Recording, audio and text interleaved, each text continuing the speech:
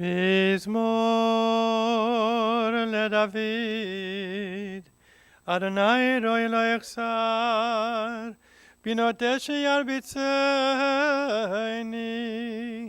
על מי מנוחות ינהלני, נפשי ישובב,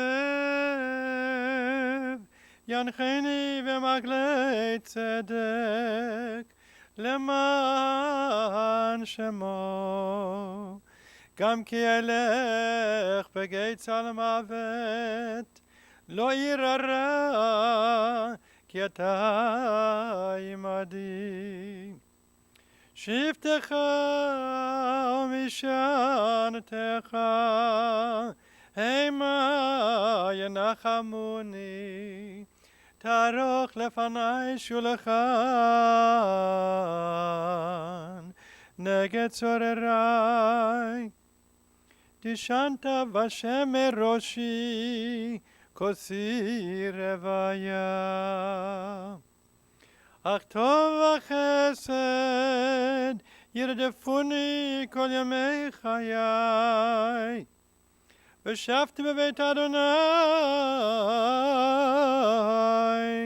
לאורך ימים.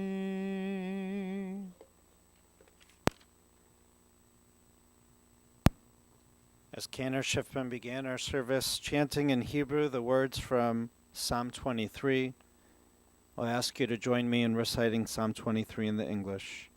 The Lord is my shepherd, I shall not want. He makes me to lie down in green pastures. He leads me beside the still waters. He restoreth my soul. He guides me in straight paths for his name's sake. Yea, though I walk through the valley of the shadow of death, I fear no evil, for thou art with me. Thy rod and thy staff, they comfort me. Thou preparest a table before me in the presence of mine enemies. Thou hast anointed my head with oil. My cup runneth over. Surely goodness and mercy shall follow me all the days of my life, and I shall dwell in the house of the Lord forever. Our Bible reads, Karachem av al banim richam Adonai al yire'av. Just as a father has compassion for his children, so God has compassion for those who are faithful. God knows how we are fashioned, and God remembers that in the end we are dust. Our days are like grass. We flourish as the flowers of the field, and then a wind passes over us, and we are no more. But God's compassion is everlasting.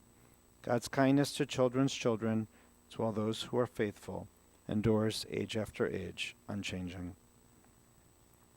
We gather here today, broken-hearted, saying goodbye to a mensch, a gute neshama, a very kind and loving soul, our beloved Eli Goldner, a loving son, a loving brother, a loving husband, a loving father, a loving uncle and great-uncle, and a wonderful friend. Every single year when we read from the Torah, we rejoice at its end on Simchas Torah, even though the final section details the death of our leader, Moses. Upon its completion, we joyously return to its beginning and start to read the Torah from its opening once again. Our tradition teaches that our lives are like a book. Our actions and words are recorded and remembered. This week, Eli's book was finished. Unexpected, too short, with so much to live for.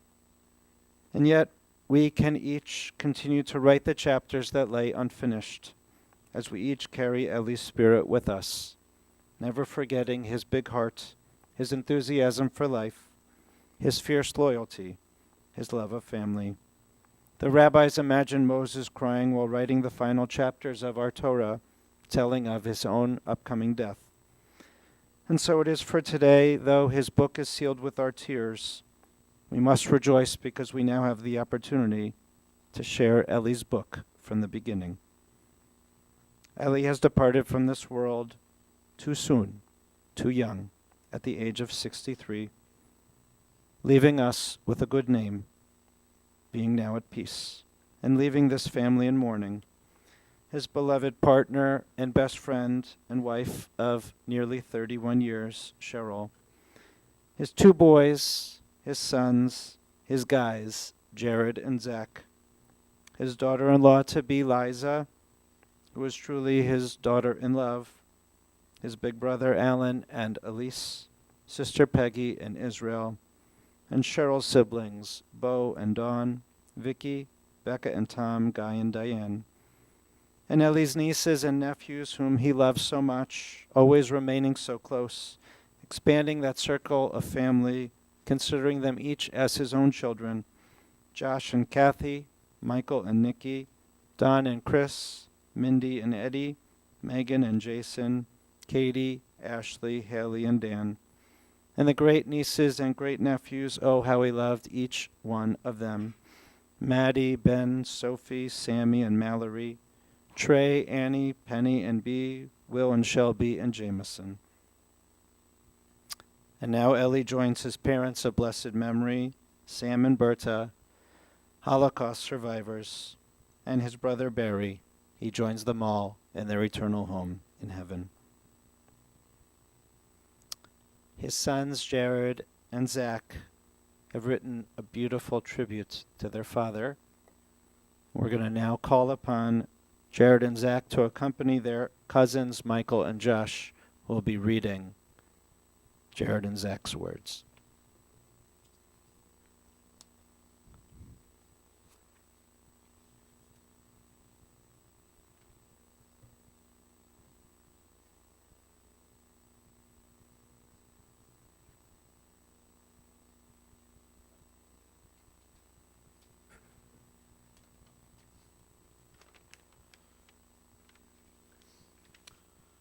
Joshua, this is Michael. We're Ellie's nephews.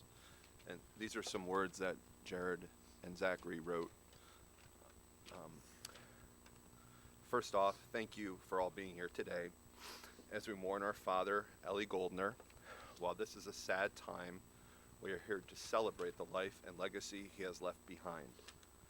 We all know him by different names, from husband or brother to father or uncle, and many simply as a friend.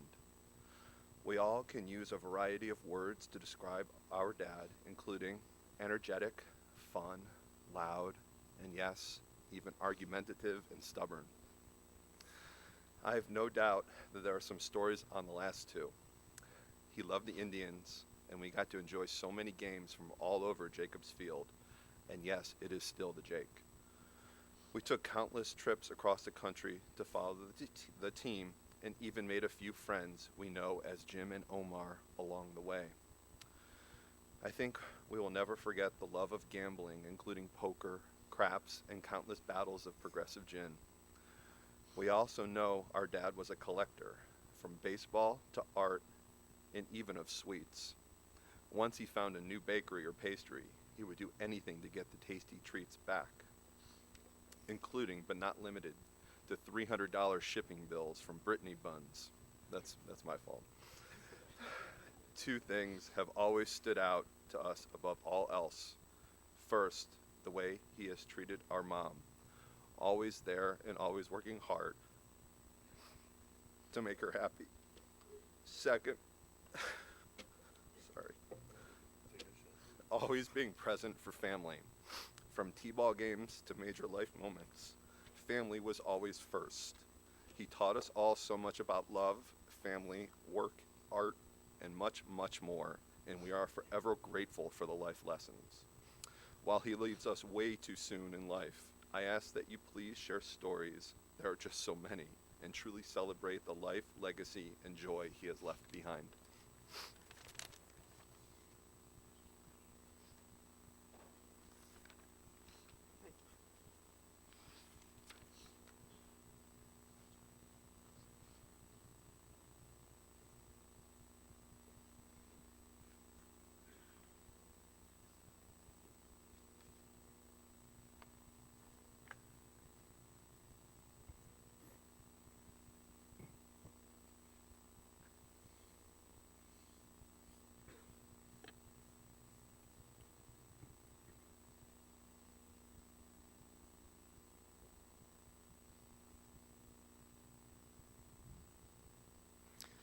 A kind soul with a big heart, he was tough, stubborn, and loyal.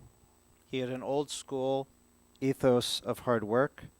Perhaps even you could call him a workaholic. He would wake up every day at 4:30, head down to the office while it was still dark.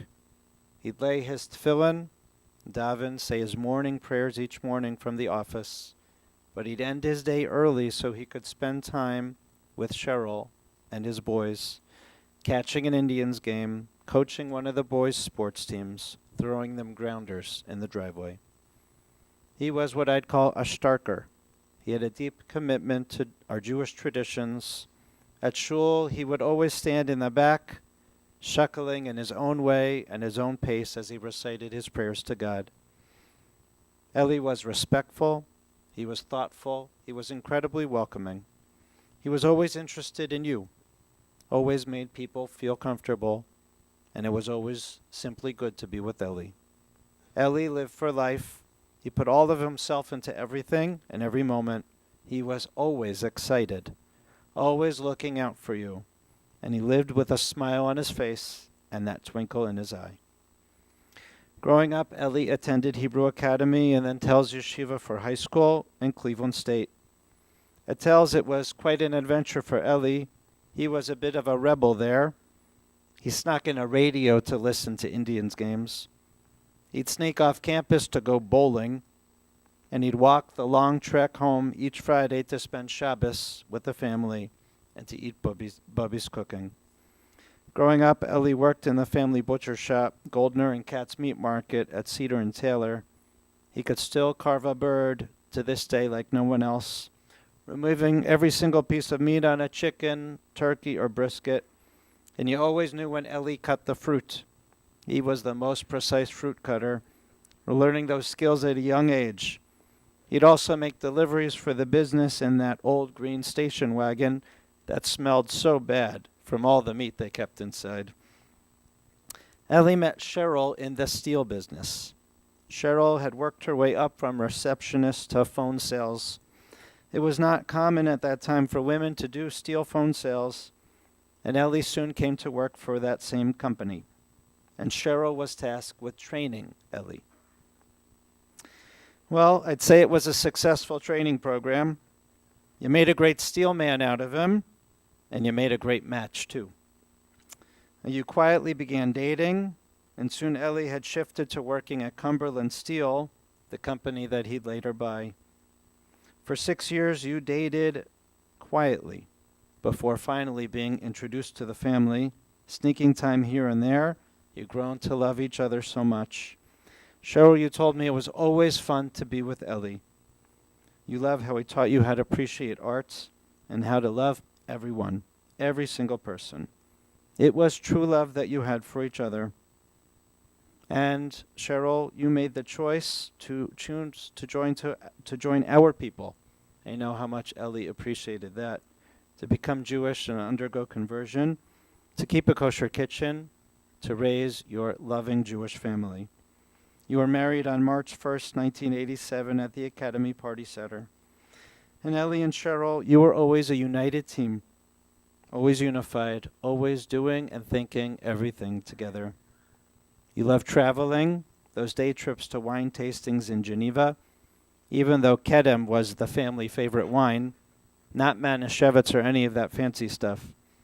And you just enjoyed seeing the world together, raising your boys together, always the home filled with joy and laughter.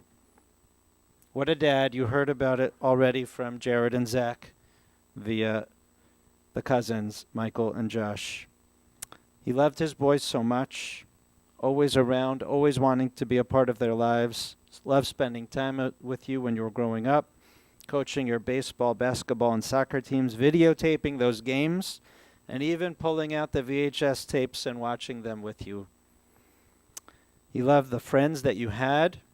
He looked out for your friends. The house was always the headquarters for all the friends. All the kids would gather there. Eli loved that. And he was really just so proud of his boys. So proud of Jared moving to a new city in Dallas where you knew no one.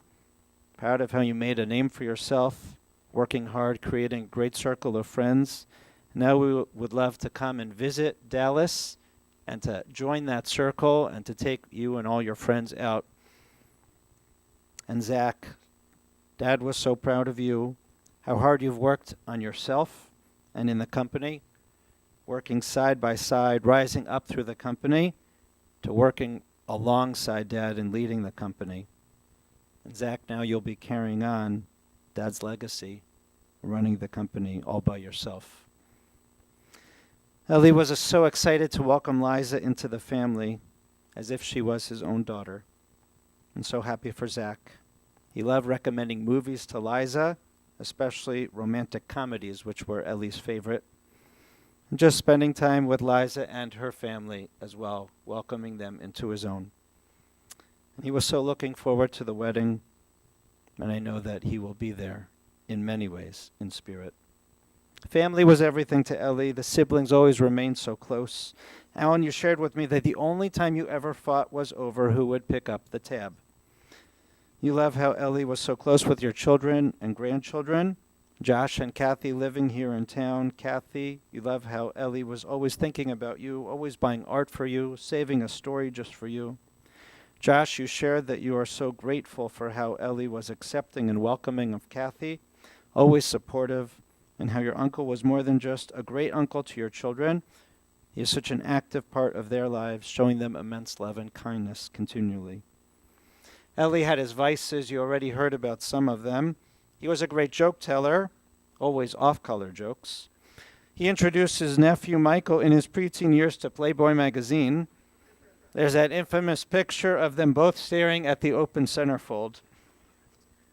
He had a great sense of humor. His eyes would always light up when he began to tell a joke, and he loved to laugh.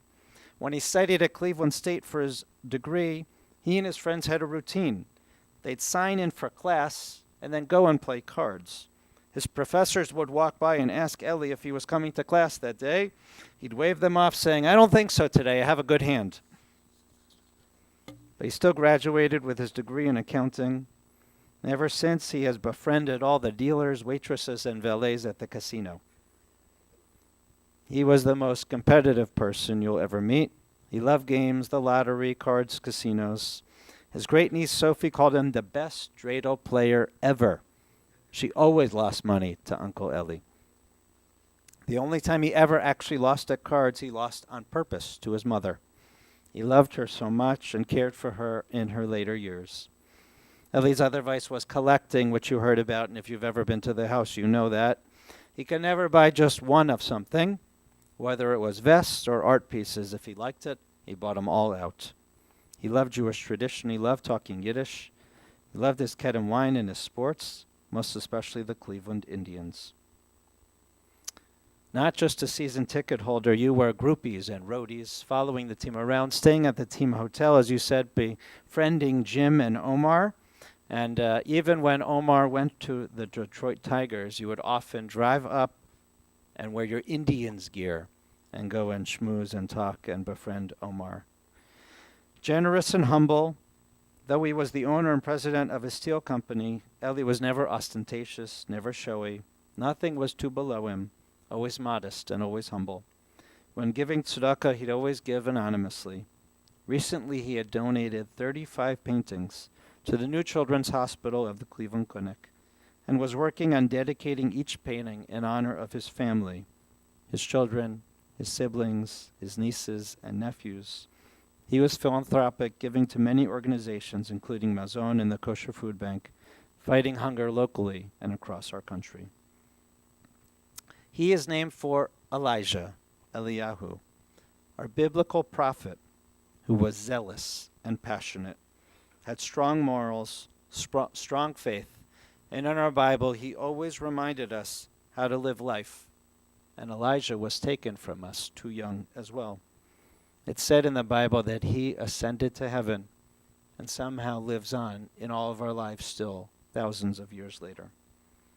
And our Eli, our Elijah, our Eliyahu, he was passionate. He was zealous. He taught us how to live the right way. And he has left us, and he'll be rising to heaven just like the prophet Elijah. He taught us how to live life, for sure.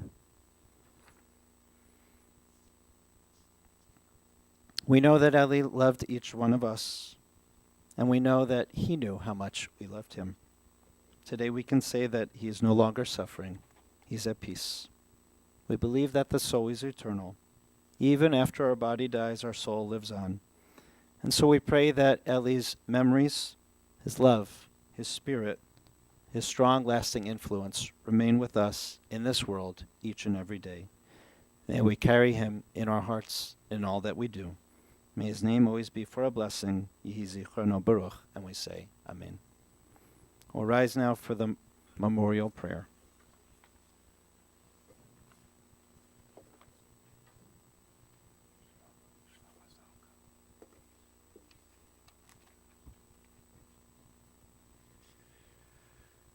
אל מלא רחמים, שוכן במרומים, המצא מנוחה נכונה תחת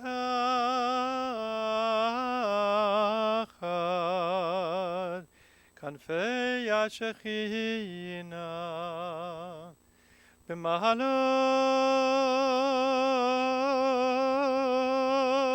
קדושים וטהורים, כזוהר הרקיע מזהירים, את נשמת אליהו בן שלמה ז"ל קובסיה, שהלך לעולמו, בגן עדן, בגן עדן, תהי מנוחתו. Anam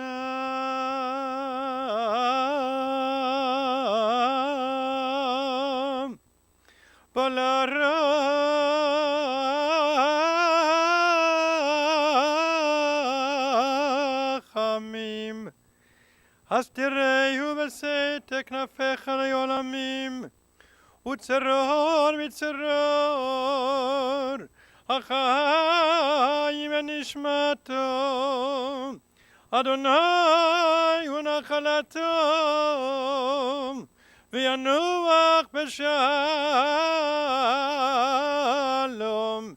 V'yanuach b'shalom Al mishkavo V'yanuach b'shalom Al mishkavo V'nomar Amen. Exalted, compassionate God, grant infinite rest in your sheltering presence among the holy and pure, to the soul of Eliyahu, the son of Shlomo Zalka and Basia, our beloved Eli Goldner, who has gone to his eternal home. Merciful One, we ask that our loved one find perfect peace in your eternal embrace. May he merit the reward for being a tzaddik, living a good and righteous life. May his soul be bound up in the bond of life, and may he rest in peace. And we say, Amen. Please be seated.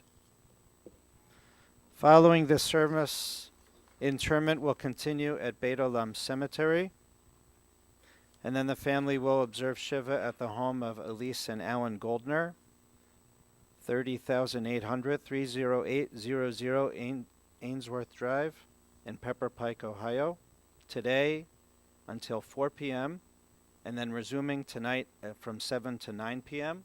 We'll be having evening minyan tonight at 7 p.m., tomorrow Wednesday 1 to 4 p.m., and again 7 to 9 p.m. Tomorrow also we'll be having an evening minyan at 7 p.m. A private family shiva will continue at the residence. Friends who wish may contribute in Eli's name to the medical intensive care unit at the Cleveland Clinic or the Cleveland Kosher Food Bank.